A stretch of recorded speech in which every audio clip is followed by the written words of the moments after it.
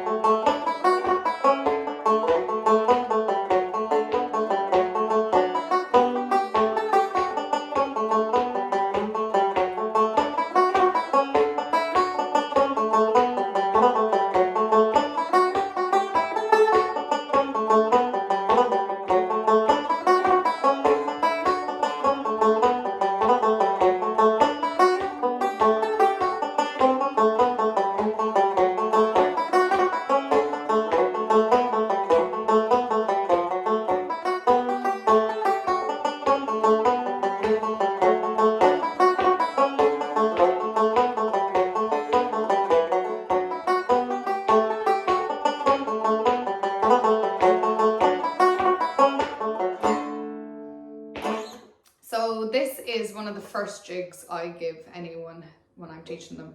I think it's a lovely, flowing, simple tune. You can do as little or as much as you want.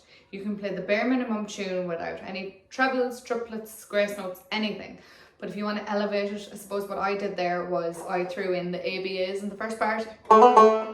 Okay, so getting them real clear, each note equal, is a great technique to have on the banjo. In the second part then, I do some hammer-ons.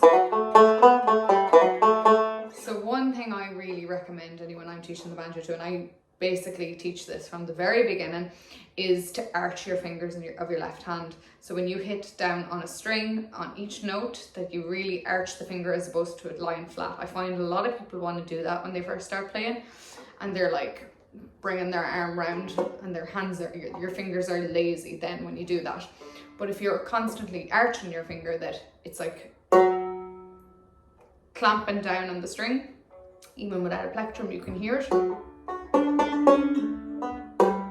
You get really definite playing, and that's what everyone wants. They want that crystal clear playing that really kind of can cut through the session of the gig. The other thing I would say will really elevate your playing is to leave a note down where at all possible.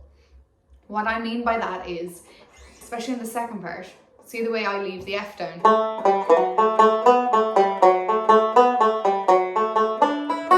I only lift it when I have to for the high G. And that means the note will sustain. The more you lift your fingers, the more, I suppose, gaps in the playing. So I'm going to lift them now.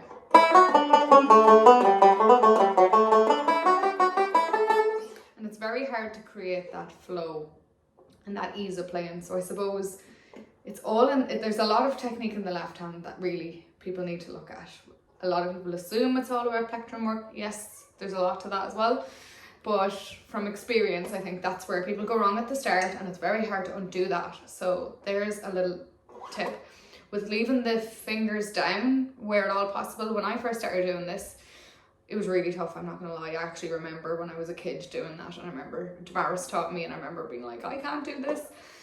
And eventually something clicks, and you won't even think about it. It'll be like the over and back, you know. Now, I bet you now none of you think about that. So enough waffling from me. I hope you found this video helpful, and continue to leave your suggestions in the comments, and I'll see you in the next video.